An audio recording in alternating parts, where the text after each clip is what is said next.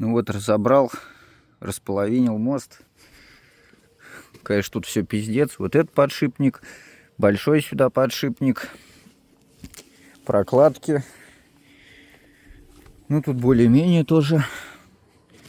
Короче, на морковке все развалилось.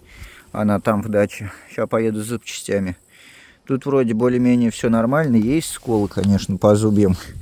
Но я думаю, это не критично. То есть вот, тут. Я думаю, в принципе, это не критично. Эти маленькие шестеренки все целые, большие целые.